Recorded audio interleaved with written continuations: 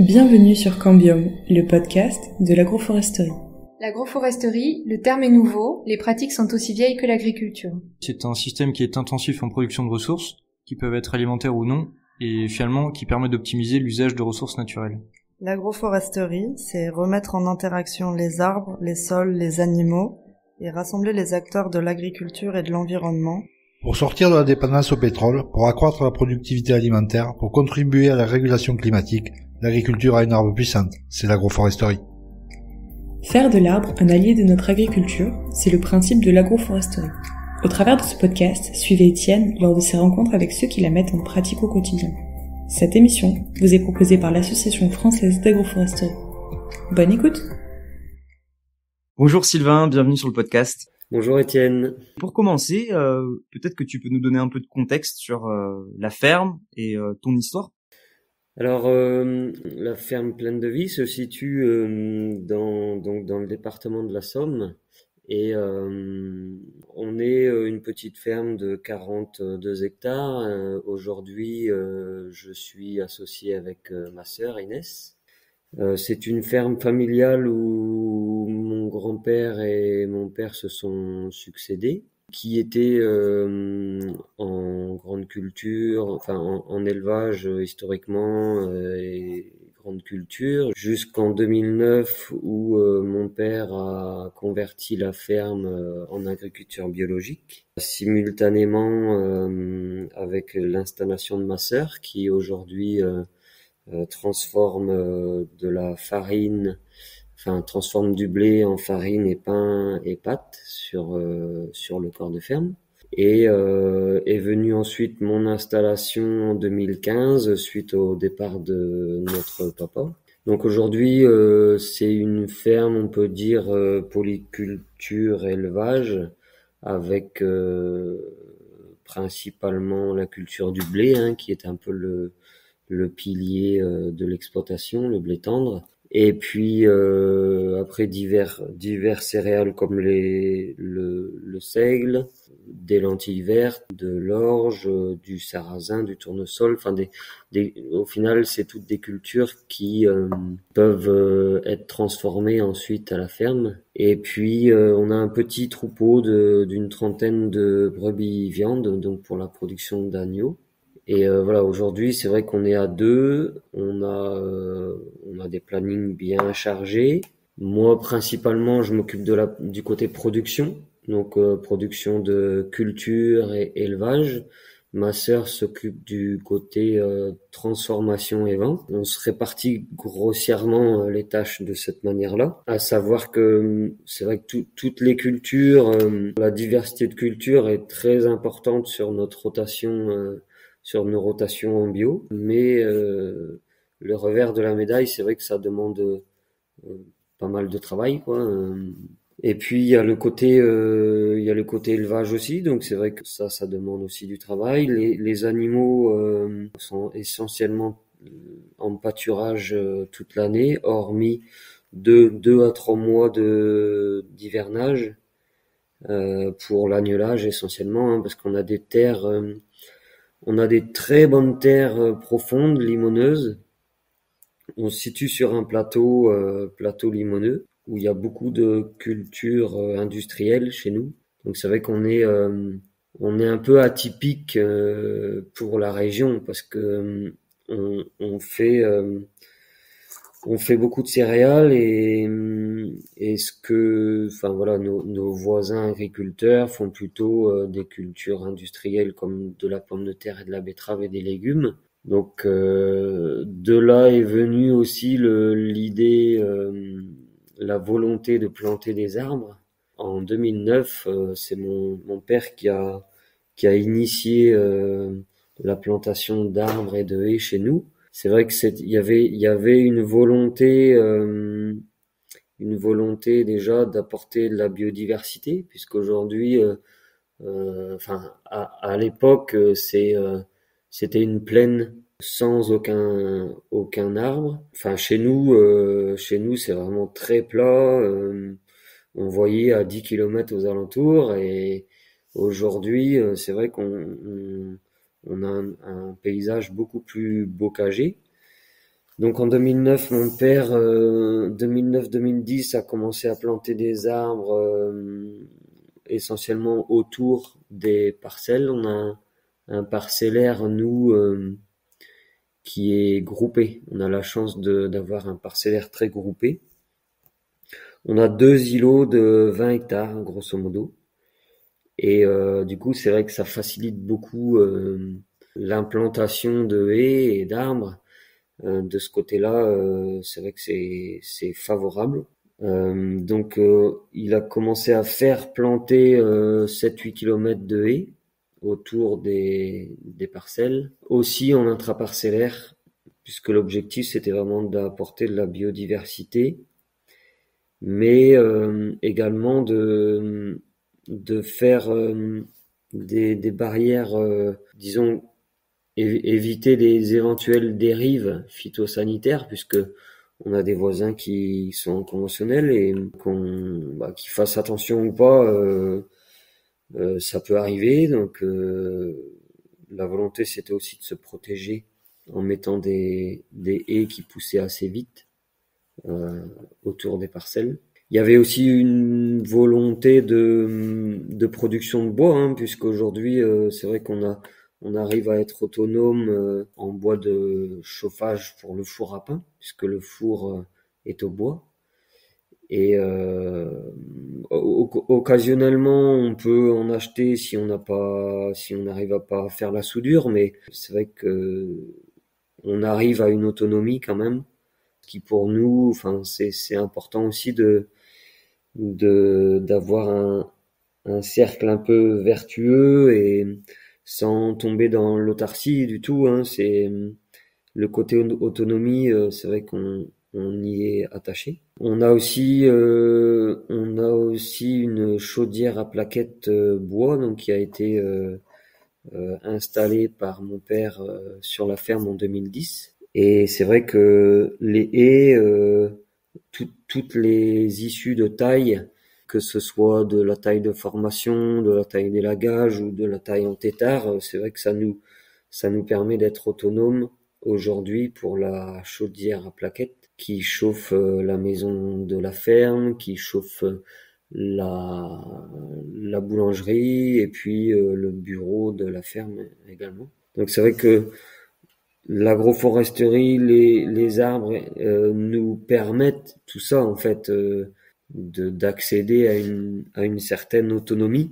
Ça nous conforte beaucoup de plus en plus, parce qu'on voit le coût de l'énergie qui est de plus en plus important, et du coup je pense qu'on a fait le bon choix a été fait de ce côté-là, quoi. Tu as mentionné au début 8 kilomètres de haies plantées, mais aujourd'hui, c'est quoi l'image de la ferme sur ces 2 îlots de 20 hectares?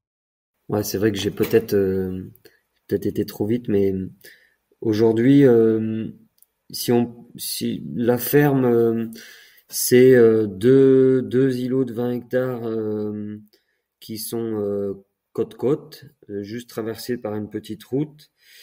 Vous avez de l'agroforesterie intraparcellaire qui représente environ 10 kilomètres de haies. Ça fait donc des premières plantations en 2009 qui ont été plus typées bocagères, pas forcément avec beaucoup d'essence, plutôt de cépées et arbustives, moins de OG.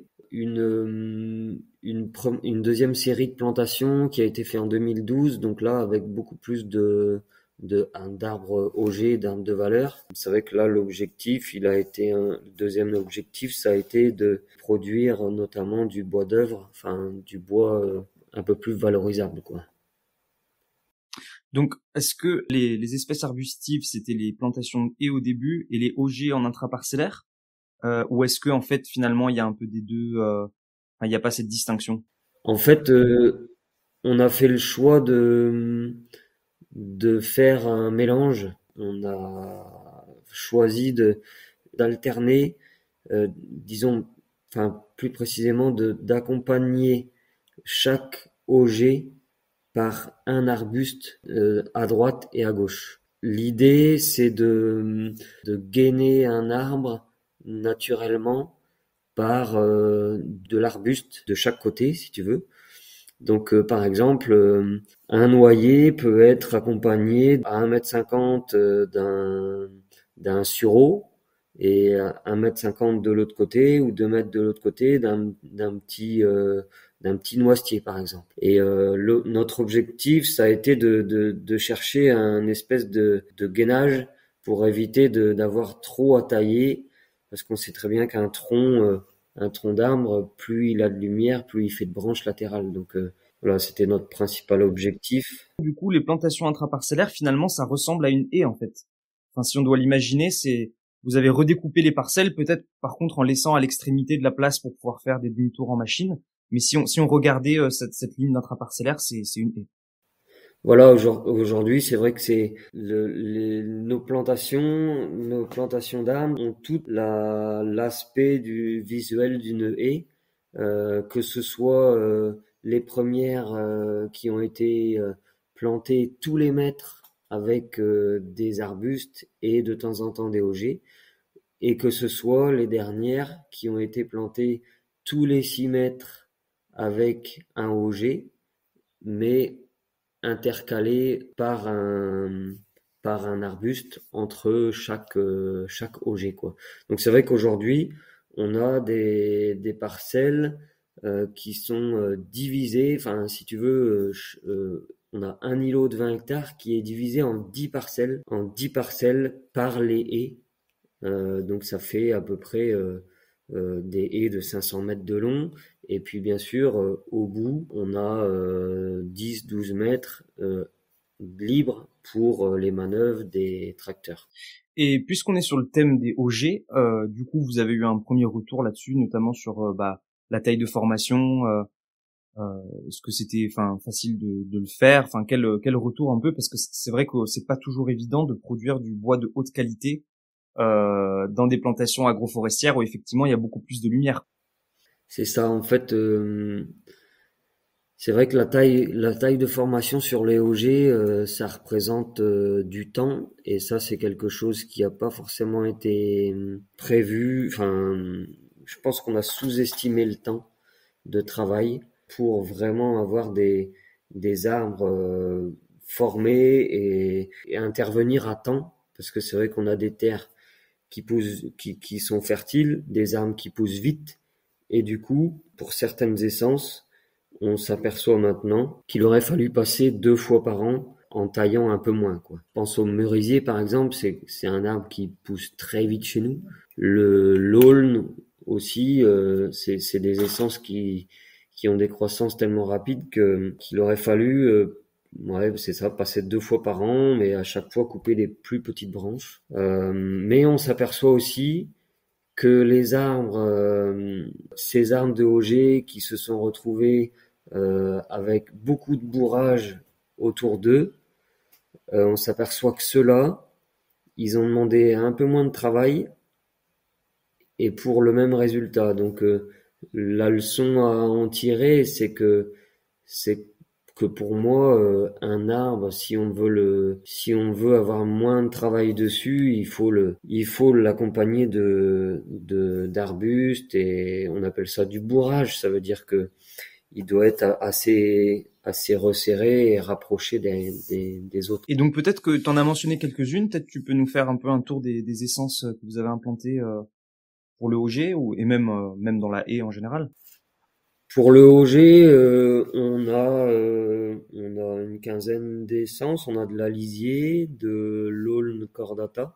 L'aulne cordata, il est présent surtout en périphérie des parcelles, parce que lui, il pousse vite et il fait vite barrière. Il fait très vite un écran, une haie brise-vent, en fait. On a des charmes, des châtaigniers, des chênes, des érables, du frêne, merisier, noyer. On a des ormes, des poiriers communs, des pommiers communs. On a des tilleuls. Voilà, à peu près les augers, ça représente ça à peu près.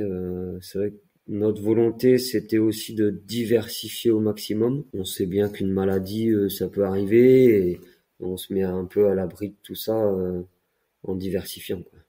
Et pour la valorisation de ce bois, vous avez quoi comme idée pour le moment? Enfin, je sais que c'est pas tout de suite, mais dans l'idée, ce serait de le valoriser déjà comment, et puis surtout un peu sur quel horizon de temps, quoi. Parce que je comprends que vous avez des sols très poussants, donc peut-être ça peut être un peu plus tôt que ce qu'on attend dans d'autres régions.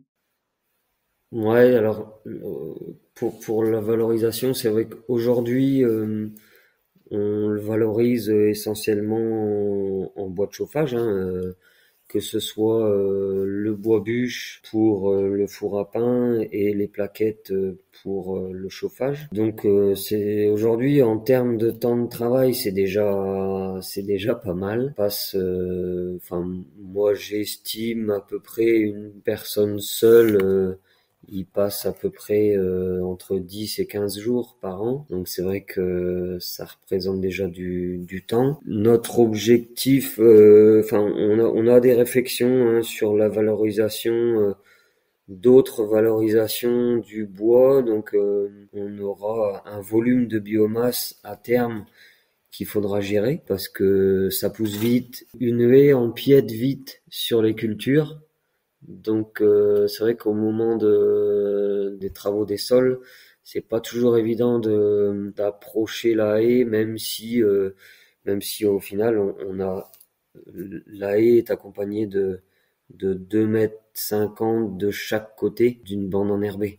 Donc on lui laisse beaucoup de place, mais malgré ça, c'est vrai qu'on peut être vite gêné par les branches. Donc la réflexion, moi, elle est plutôt de valoriser en interne les branches, puisque j'ai pas forcément envie de l'exporter du système en fait. Et puis pour l'exporter, il faudrait un moyen de stocker, un moyen de calibrer un peu mieux les plaquettes. Et moi, mon choix serait plutôt sur de l'épandage de BRF. Au final, c'est vrai qu'on a possibilité hein, de faire ça. Ça demanderait peu de transport aussi.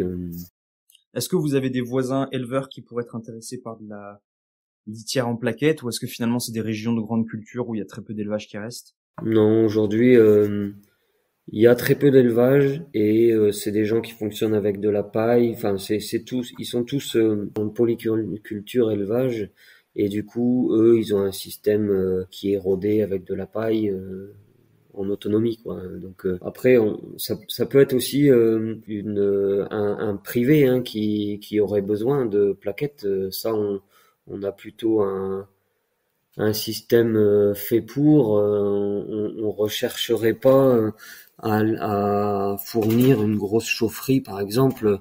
Je pense que là c'est différent, il faut du volume déjà, il faut un calibrage un peu plus précis. En tout cas, je note que pour le moment, c'est surtout autour de la valorisation à travers la plaquette. Il n'y a pas tellement l'idée de se dire il y aura des pièces de bois qui seront suffisamment formées et en volume suffisant pour que ce soit valorisé comme du bois d'œuvre, ou enfin.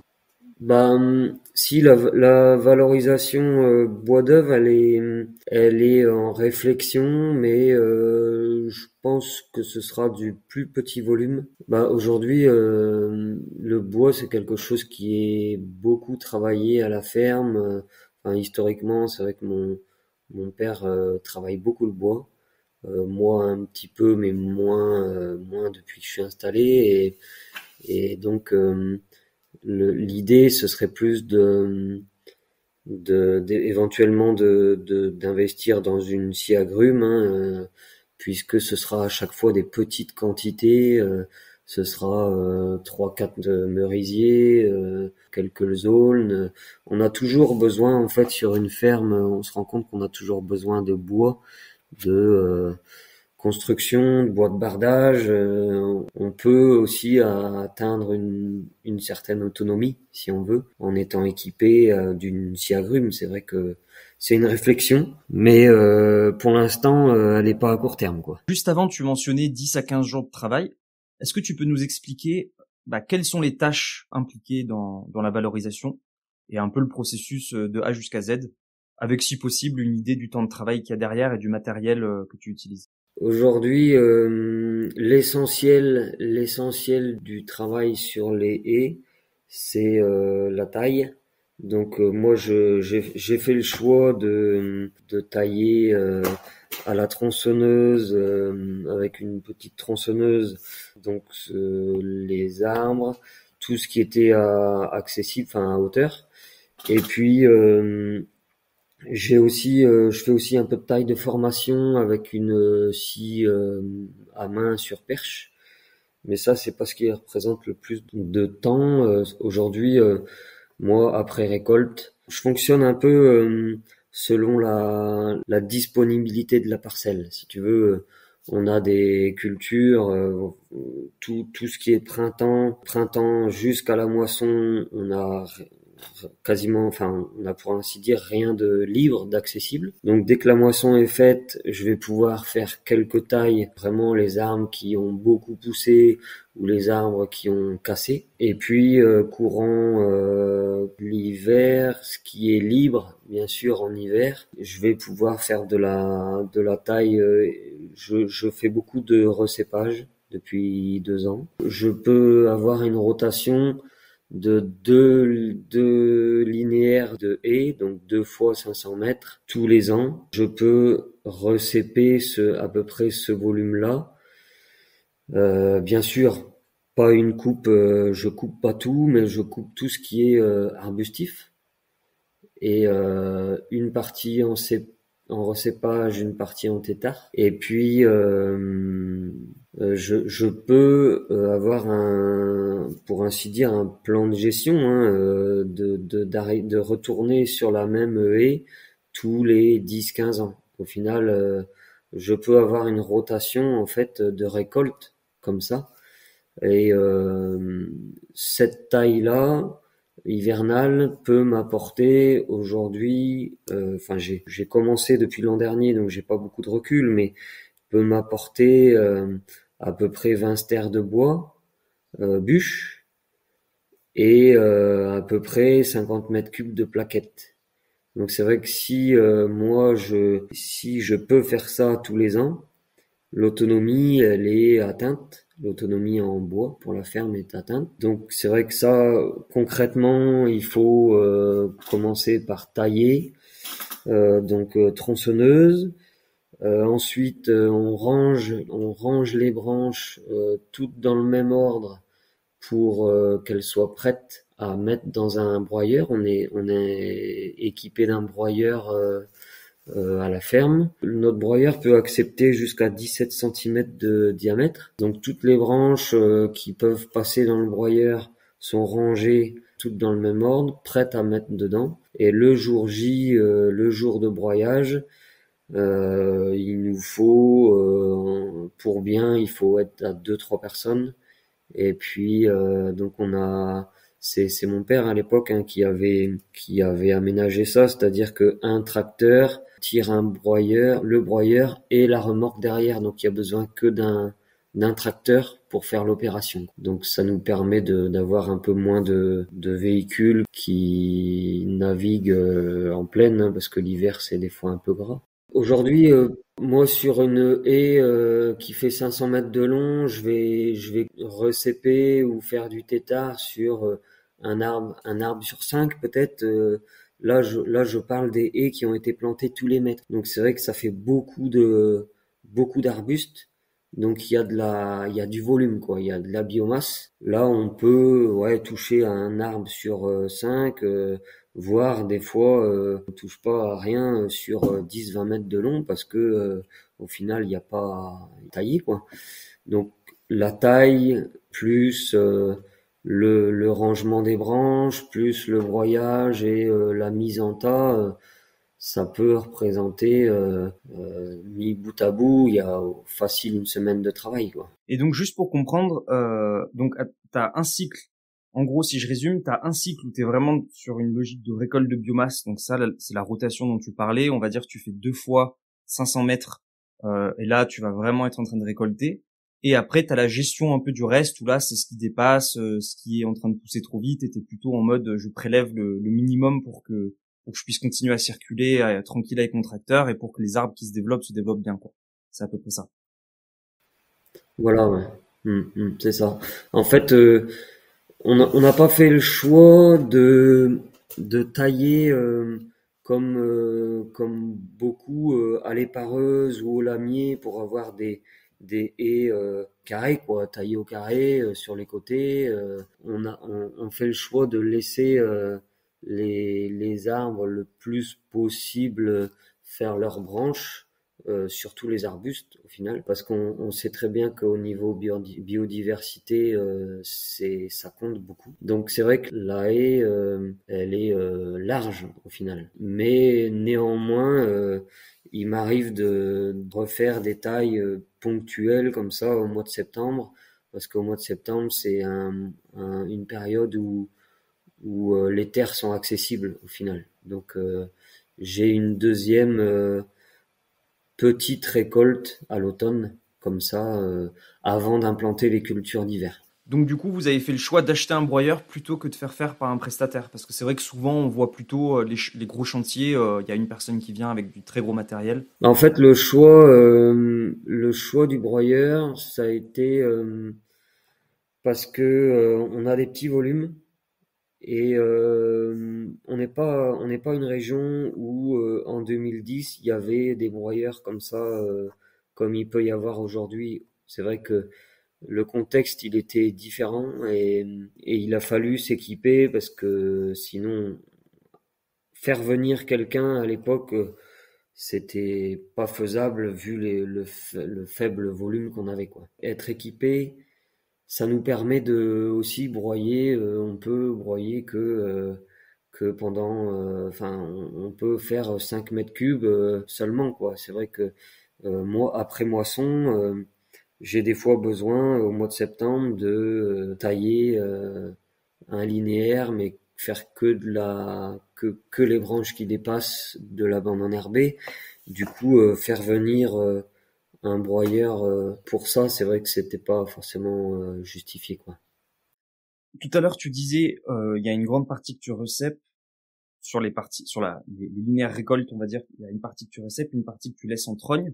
Ce choix de laisser certains arbustes en trogne, comment tu l'expliques et puis comment tu choisis les arbres que tu laisses plutôt, on va dire, en tétard, comme tu disais, par rapport à ceux que tu vas recéper. Je fais des trognes essentiellement sur tout ce qui est charme, les choses qui réagissent bien en fait à la trogne. Et par exemple un noisetier, j'aurais plus tendance à faire du recépage, mais c'est pas définitif, quoi. Ça m'arrive de faire aussi des noisetiers en tétard. Je fais un peu aussi selon la forme de l'arbre initial, enfin la forme de l'arbuste. Au final, c'est vraiment du cas par cas. Enfin, on s'aperçoit que c'est quand on se retrouve au pied de l'arbre à tailler, c'est là qu'on prend la décision. Il n'y a pas de choses préétablies pour tout le monde.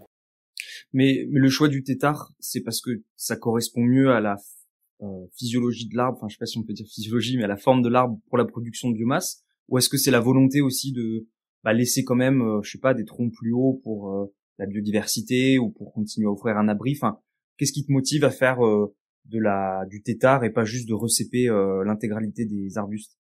Ce qui est motivant dans le tétard, il y a plusieurs choses. C'est le côté pratique.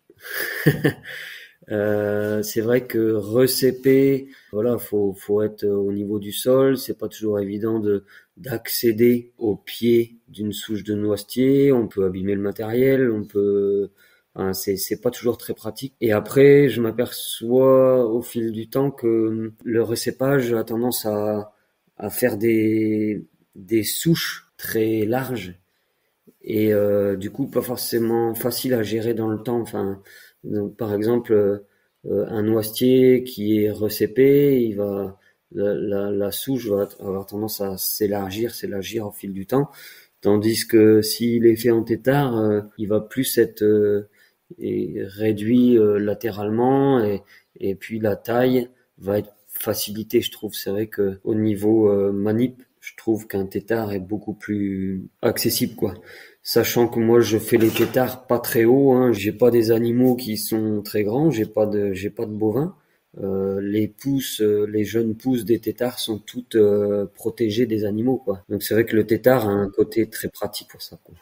Et le tétard, en fait, donc la première fois que tu interviens sur l'arbre, c'est-à-dire il a poussé pendant combien d'années avant le moment où tu dis là j'en fais un tétard, quoi. Bah, je fais des tétards sur des arbres qui sont pas trop gros parce que c'est vrai que tout ce qui a été taillé, enfin tout ce qui a été planté en 2009-2010, il y a eu très peu de taille pendant 10 ans, quoi. Du coup, on se retrouve des fois face à un arbre qui est trop gros pour être mis en tétard. Donc là, je fais aussi le choix des fois de le mener, de l'élaguer, enfin de faire un élagage et puis qui continue son cycle de vie comme ça.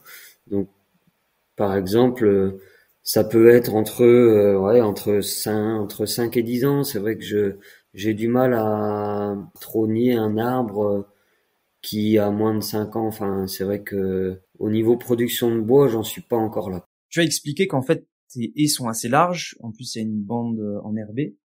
Est-ce que et puis en fait vous avez aussi une petite ferme en termes de superficie par rapport à ce qui peut se voir en grande culture où voilà, chaque hectare compte, on va dire. Est-ce qu'à un moment vous avez pu avoir une réticence de se dire quand même ça nous enlève une emprise, enfin une superficie de terre agricole importante, parce que je me rends pas compte quelle est la largeur de la bande totale, mais entre la haie, la bande enherbée, tout ça sur plusieurs dizaines de lignes. Ça fait un peu de superficie. Est-ce que ça a été des discussions que vous avez eues? Alors oui, enfin si tu veux, c'est mon père qui a planté à l'époque et aujourd'hui c'est vrai qu'on s'aperçoit bien sûr que si on cumule les surfaces de haies, les surfaces de bandes enherbées, on arrive, je crois, à 10% de notre SAU. Donc c'est vrai que ça fait beaucoup pour une petite ferme comme nous, en grande culture, quoi. Mais je me focalise pas là-dessus et je me dis que ça m'apporte bien d'autres avantages au final pour pas s'attarder sur la perte de surface, quoi. Aujourd'hui, c'est vrai que on n'a pas encore évoqué, mais les animaux qui pâturent, qui peuvent pâturer toute l'année en plaine, c'est vrai que ce serait pas possible sans ces haies et puis ces bandes enherbées. Ça fait partie maintenant du système et c'est vraiment c'est bénéfique pour beaucoup de choses, quoi. Alors on va venir aux animaux juste après, mais je voulais d'abord finir la partie un peu tracteur, culture, on va dire, et de comprendre, bon alors clairement dans le mouvement des machines, j'ai compris que voilà, il y a besoin de tailler parce que sinon on se retrouve avec des branches qui dépassent et ça peut être un problème. Est-ce que il y a d'autres manières dont l'arbre soit facilite, soit rende plus difficile ton travail, on va dire, de culture? On a parfois besoin de travailler les terres en diagonale au final, et ça c'est vrai que ce côté-là, des fois un peu gênant, quoi. Mais on a aussi l'autre îlot où les haies sont espacées entre 90 et 100 mètres. Donc là c'est pas gênant, quoi. Après les parcellaires comme ça découpés font aussi facilitent un peu la gestion de la rotation. C'est vrai maintenant on fonctionne par parcelles. Si tu veux, c'est comme si nos parcelles étaient figées en fait, et que ce soit une haie ou on pourrait avoir en tête que c'est une parcelle entourée d'un voisin, quoi. Au final, la parcelle est figée un peu, et puis on fonctionne par parcelle dans les rotations. Donc c'est vrai on a une base comme ça de travail qui nous facilite un peu les choses. Après, moi, ça me facilite beaucoup la tâche pour les clôtures mobiles des animaux. C'est vrai que je fonctionne en deux fils électriques. Du coup, j'ai les parcelles qui sont qui sont déjà découpées et j'ai plus que des fils à mettre. Les bêtes sont pas tentées de passer les fils puisque de l'autre côté c'est une haie. Et en plus, ça leur apporte ombrage et abri l'hiver. C'est vraiment pour le côté élevage, c'est très très positif. On a parlé des branches, mais est-ce que tu as pu remarquer des problèmes, liés plutôt aux racines qui, viennent chercher l'eau et les nutriments du côté des cultures. Donc une question sur le côté racines et éventuellement compétition, et puis aussi une question un peu sur le côté entre guillemets salissement, on va dire, depuis la bande enherbée, ou un petit peu ce côté bordure qui est pas toujours évident. Les racines, on voit clairement que elles sont en compétition localement avec les cultures, mais j'ai essayé de faire un peu le tour et de me dire quel arbre a le plus d'impact, parce que on voit des vagues en bordure de haies, en bordure de parcelles. On voit beaucoup de vagues au printemps, du blé qui est tout petit, des fois du blé même qui est plus haut. Au final, donc on voit la compétition vis-à-vis de l'eau, on voit la compétition vis-à-vis des nutriments aussi, mais j'ai pas vraiment trouvé de conclusion à dire tel arbre est très compétitif, tel arbre est très positif.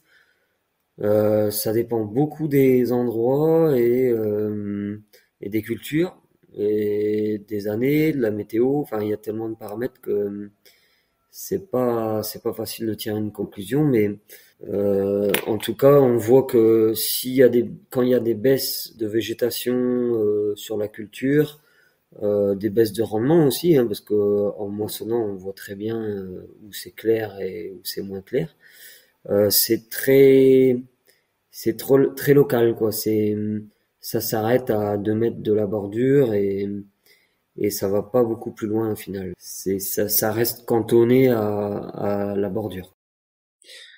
En conclusion de toute cette discussion, on va dire, sur la culture et cultiver la terre avec les arbres, est-ce que maintenant que tu as ce retour, tu garderais les mêmes, on va dire la même organisation que ce qui a été planté avant? Est-ce que tu finalement tirais sur des lignes un peu plus larges? Si c'était à refaire aujourd'hui, ou si tu devais discuter avec quelqu'un qui se lance dans un projet similaire, qu'est-ce que tu conseillerais pour garder les bénéfices en limitant les contraintes, on va dire? Aujourd'hui, moi, c'est vrai qu'avec le recul, on changerait pas grand-chose hormis certaines essences qui peuvent être un peu envahissantes. Je pense à l'acacia, je pense à tout ce qui est épineux. C'est vrai que par endroits, on a du prunelier, on a des choses qui sont pas faciles à gérer et qui peuvent vite dès qu'on y touche, dès qu'on taille un peu, exploser, quoi. C'est vrai que moi, ça m'est arrivé de voir des acacias pousser à 5 mètres 5, 6, 8 mètres de la haie dans les cultures, et c'est vrai que là, on se pose un peu question, quoi. Il y a certaines essences comme ça, je pense aussi au cerisier Sainte-Lucie, c'est vrai que lui, il a une pousse, il pousse bien, il se plaît bien, mais il pousse latéralement, et c'est vrai que nous on recherche plutôt l'inverse, quoi. Il fait beaucoup de branches latérales et la plupart du temps dans une culture on est gêné par l'acacia et le cerisier Sainte-Lucie. Venons-en enfin à l'élevage, parce que ça fait plusieurs fois que je t'empêche de développer ça. Non, mais en fait, peut-être explique-nous un petit peu justement ton système avec les brebis, et puis comment elles interagissent avec les arbres à travers les saisons. Les bêtes, donc le troupeau de brebis, essentiellement pâturage. L'hiver, elles rentrent à peu près au mois de janvier en bergerie.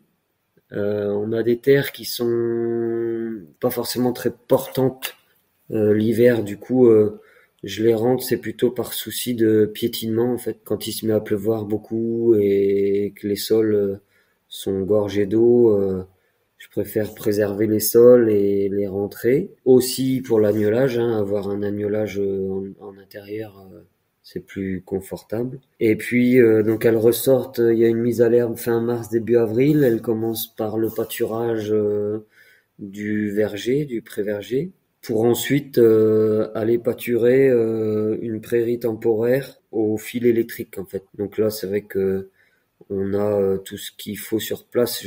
Moi je mets les fils, elles ont accès à une haie, je leur mets un point d'eau, donc au niveau confort, ça va, il y a ce qu'il faut sur place, il y a de l'ombre, il y a de l'abri. Et puis l'été, les brebis pâturent sur des espaces naturels du conservatoire. Donc là, c'est pas moi qui m'occupe des clôtures, c'est une association en fait qui s'occupe des clôtures.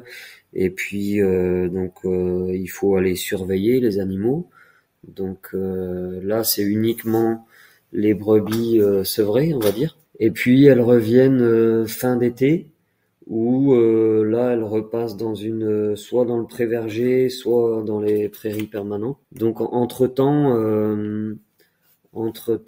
j'ai les agneaux, agnelles et agneaux qui sont restés sur la ferme. Eux, ils ont une prairie temporaire pour avoir des belles croissances. Et puis retour des bêtes du troupeau brebis à l'automne. Là, elles sont donc pré-verger ou prairie temporaire. Et puis je sème toujours un couvert végétal, couvert hivernal, après céréales, entre une céréale et une culture de printemps. Du coup, elle passe l'automne et l'hiver en plaine sur un couvert végétal. Et le pré-verger, c'est quelque chose qui avait été planté dans cet esprit d'être pâturé, ou est-ce que c'est un verger qui était préexistant, que vous avez juste commencé à faire pâturer? Le pré-verger, il a été planté en même temps que les haies, à peu près en 2009-2010. L'objectif, c'était production de poires et production de pommes et pâturage. Donc c'est vrai que les deux faisaient partie du projet déjà. Donc on a des arbres qui ont été greffés à 2 mètres et du coup on n'a aucun problème pour le pâturage. Et la protection des arbres ou quoi que ce soit, ça a jamais causé souci finalement, ça a jamais été une contrainte plus que ça? Non, on met un corset métallique à chaque arbre et du coup le tronc de l'arbre est protégé.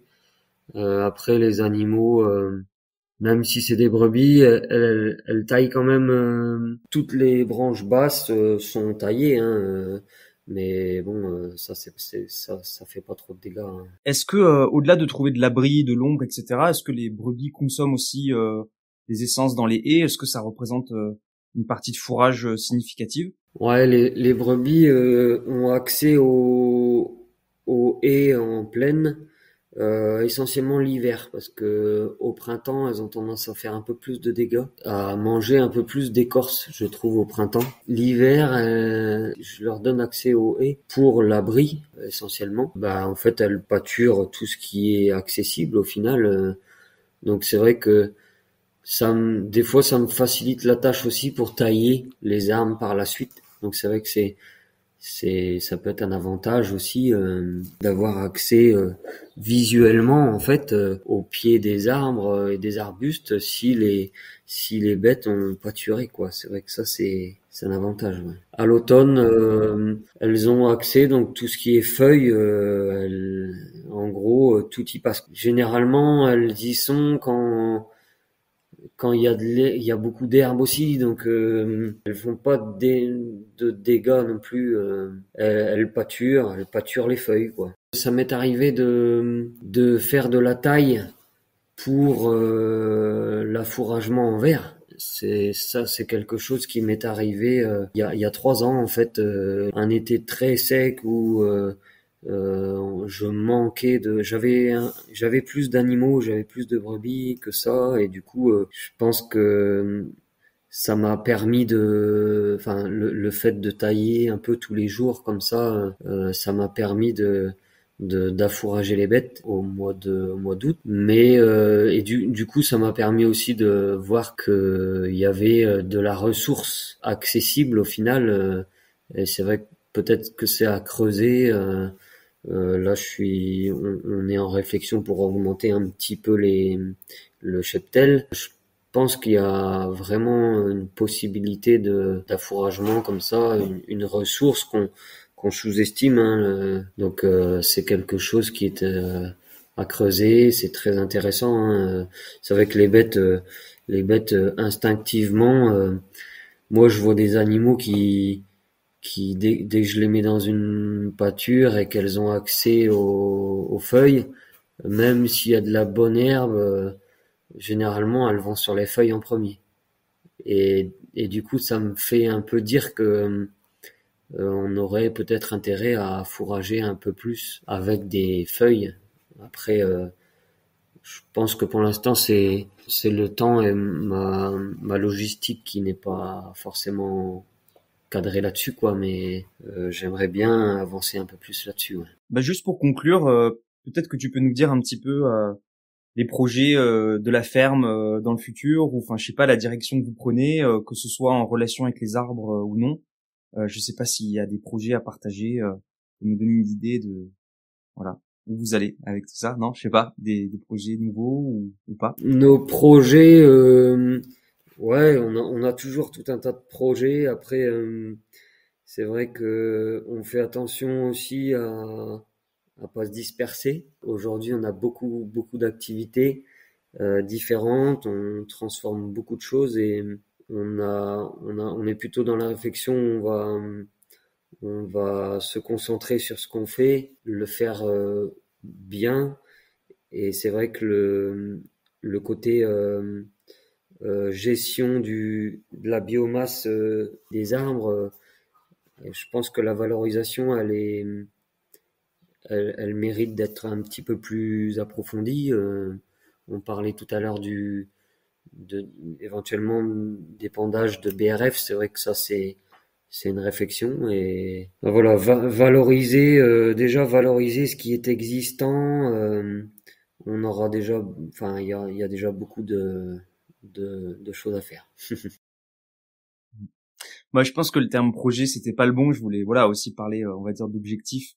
Et parmi les objectifs, ça peut aussi être se simplifier la vie et voilà, optimiser son temps de travail. Enfin, ça en fait partie. C'est vrai que le terme projet, ça, c'est pas forcément le bon. Ouais, voilà, c'est un peu un peu la recherche d'optimisation, quoi. C'est vrai que aujourd'hui, on a beaucoup de choses à faire, mais en optimisant un peu mieux, je pense qu'on peut les faire mieux et avec un peu plus de recul. Ouais, s'il y avait une conclusion, aujourd'hui, au bout d'une petite quinzaine d'années de recul, le projet essentiel, enfin maintenant, c'est de se dire comment je vais gérer 10 kilomètres de haies, tout en sachant que je suis pas dans une région qui est bocagère. Du coup, nous, on est au milieu d'un plateau de culture et on est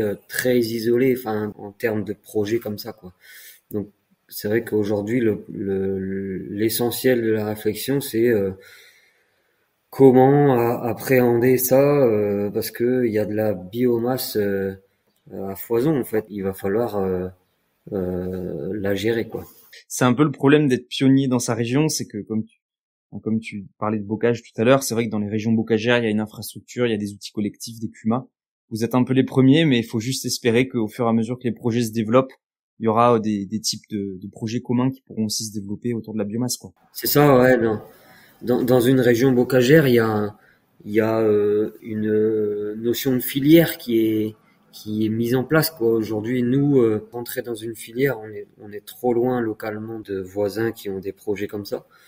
Donc, C'est pour ça que ma réflexion, elle est plutôt de valoriser en interne, mais il va falloir, enfin, ça représente quand même du travail, de l'investissement. Il n'y a plus qu'à. Mais c'est très intéressant de garder ça en tête pour toutes les personnes qui nous écoutent, qui sont un peu pionniers dans leur dans leur territoire, que le tout c'est pas de planter, mais c'est de réfléchir aussi à la valorisation. Mais bon, bah c'est une ressource aussi assez extraordinaire et finalement, comme tu disais, enfin moi ce qui me frappe à chaque fois, c'est quand on entend quelqu'un, enfin ta sœur qui cuit son pain et qui quelque part peut écouter les prix de l'énergie à la radio en se disant que ça la concerne pas trop. Enfin c'est déjà extraordinaire, hein, parce que les histoires de boulangers en difficulté, voilà, super. Et ben merci pour ce mot de la fin. Merci à toi. Cet épisode de Cambium est déjà terminé, on espère que vous avez passé un bon moment en notre compagnie. Si vous souhaitez en savoir plus, rendez-vous sur notre site internet agroforestery.fr et sur nos réseaux sociaux. Ce podcast vous a plu ? N'hésitez pas à liker et commenter cet épisode et à le partager à vos proches. Abonnez-vous sur votre plateforme d'écoute préférée pour ne pas manquer la suite de notre aventure. À bientôt!